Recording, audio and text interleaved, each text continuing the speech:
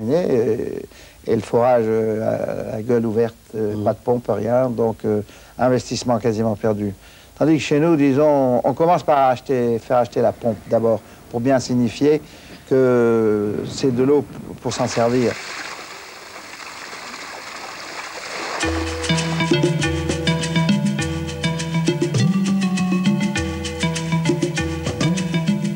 On a commencé à mettre du solaire à partir de 1977. Ça fait donc 14 ans qu'on travaille avec ce solaire. Alors, on peut dire que du côté des cellules photopiles, des générateurs, la fiabilité est totale, puisqu'on a des installations qui marchent depuis 14 ans, sans bavure.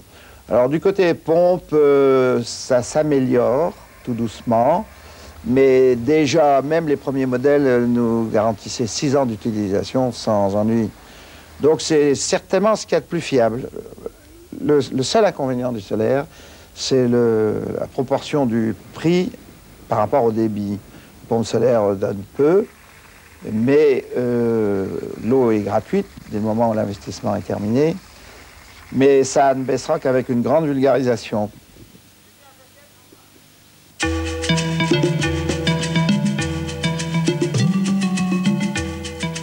Quel est le statut maintenant de Terriabougou?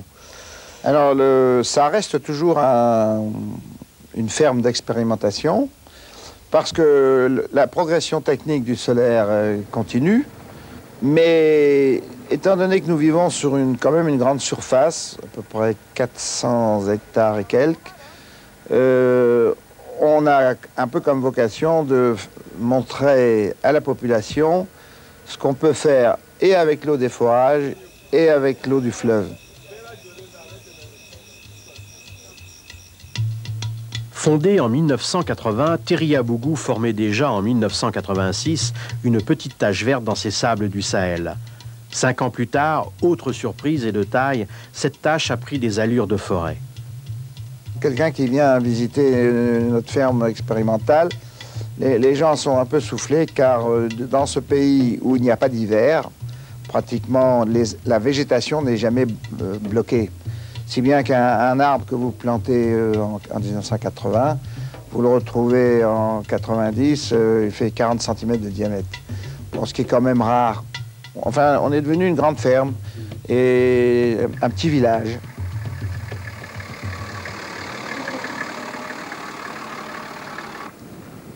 Les villageois, propriétaires coutumiers du terrain, ont compris l'intérêt du reboisement et y participent activement. Résultat, autour de Terriabougou, 200 000 arbres ont déjà été replantés. Une nouvelle forêt qui nécessite, il n'y a pas de secret, d'être entretenue avec des outils appropriés.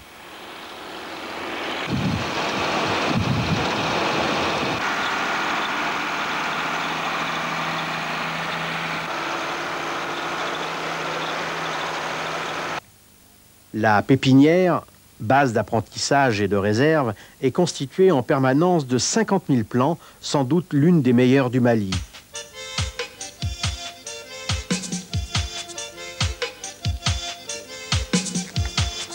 Les voisins ont appris à greffer eux-mêmes leurs propres arbres.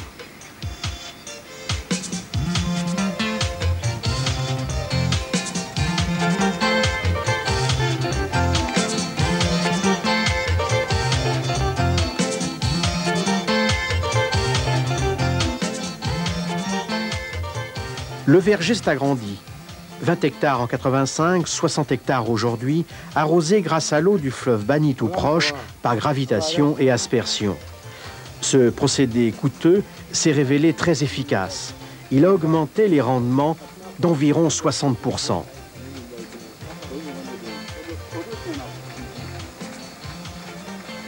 S'y plaisent de plus en plus les mangues, les régimes de bananes, les papayes, les oranges, les citrons, les pamplemousses.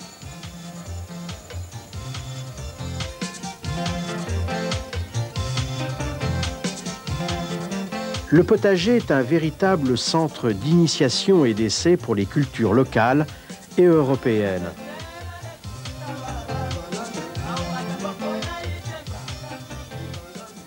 Dernière acclimatée, l'asperge, dont les rendements surprenants s'annoncent prometteurs.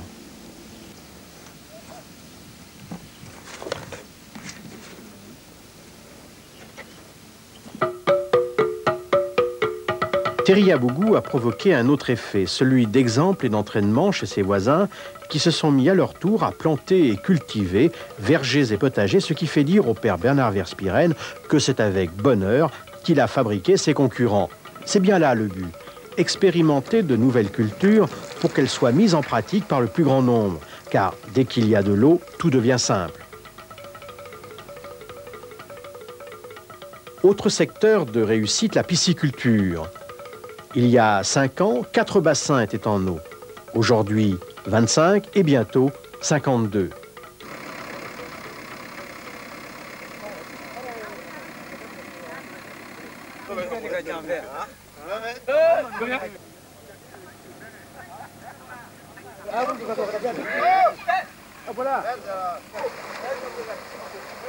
Ils assurent la production de manago, de pana et de tilapia riches en protéines et vitamine A.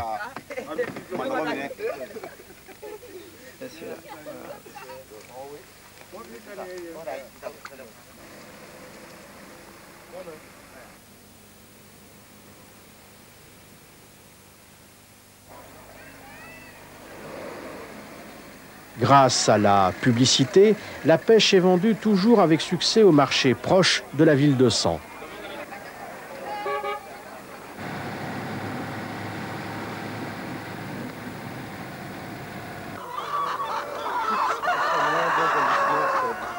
Comme dans toute bonne ferme qui se respecte, Teriyabougou élève quelques 1000 poules, 1200 poussins, 60 canards, 60 oies, 50 lapins, 200 pigeons, 150 vaches et prochainement commencera la commercialisation de la viande de veau.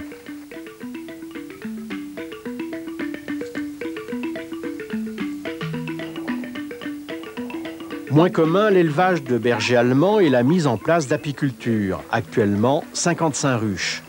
Ceci est possible grâce à l'environnement des eucalyptus qui sont très méléifères. Là, combien de temps? 1 mois. Fidèles au grand principe appliqué par le père Bernard Verspieren, on réalise autant que faire se peut les outils sur place, que ce soit les ruches, le grillage pour protéger les cultures des animaux en divagation, car le fabriquer revient 3 fois moins cher que de l'importer manufacturé depuis l'Europe.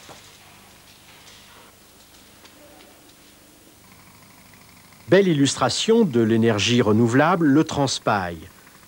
Le mélange fermenté de 200 kg de paille et de 50 kg de bouse de vache permettent la production de 30 m3 de méthane par jour, assurant le fonctionnement d'un groupe électrogène de 10 kW pendant 8 heures et l'alimentation en gaz domestique. Bien sûr, la population a augmenté à Teriyabougou. Aujourd'hui, vivent et travaillent 400 personnes, un vrai petit village.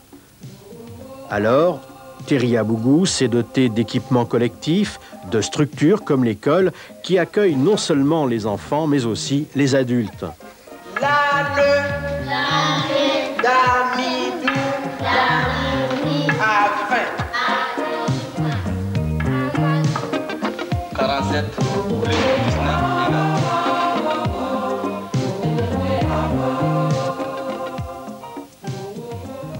La mise en place d'un dispensaire maternité permet maintenant d'effectuer un suivi médical de toute la population.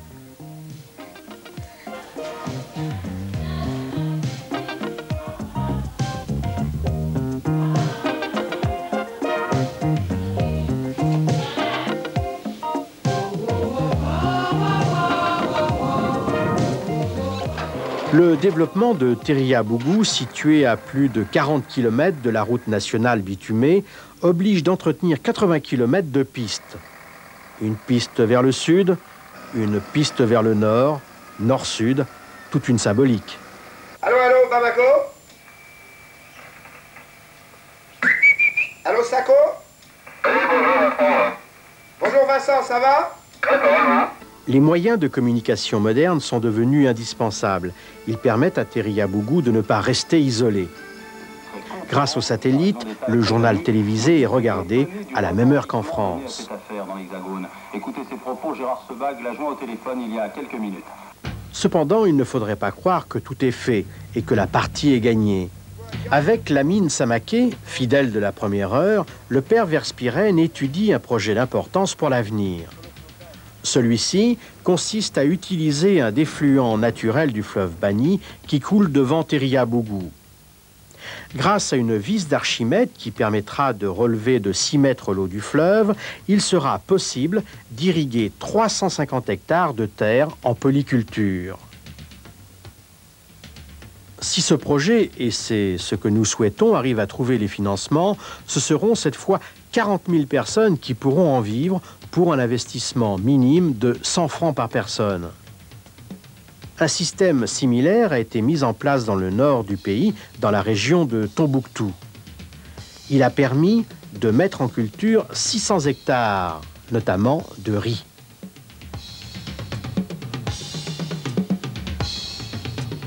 L'achat des vis fera travailler l'Europe, mais le riz fera vivre et travailler le Mali.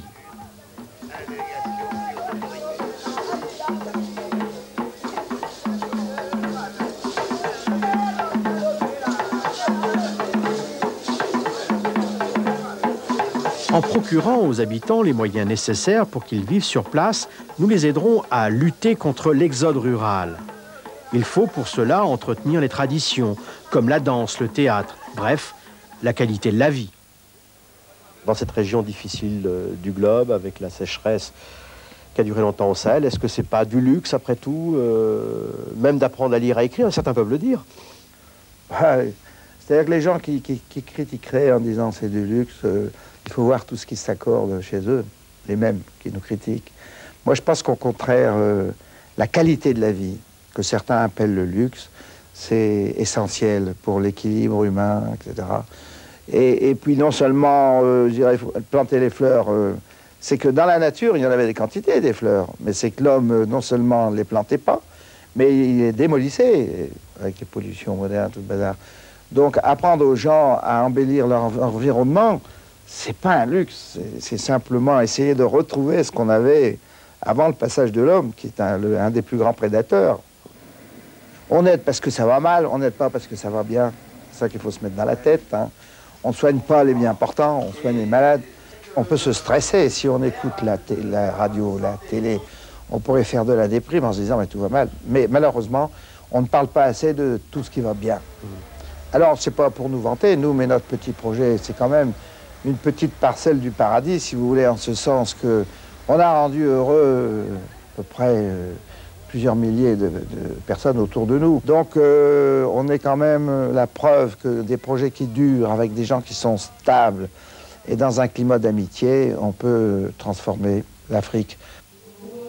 Comment les aider ?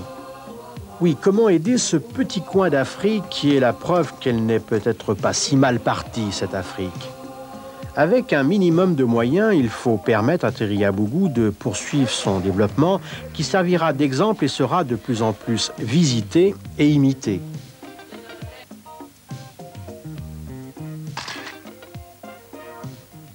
Une aide véritable pour que l'expérience de Teriabougou soit reproductible. Une adresse dans le cadre de la Fondation de France qui garantit que la totalité de votre aide sera efficace et effectivement utilisée. Adressez vos dons à la Fondation Sahel Aquaviva.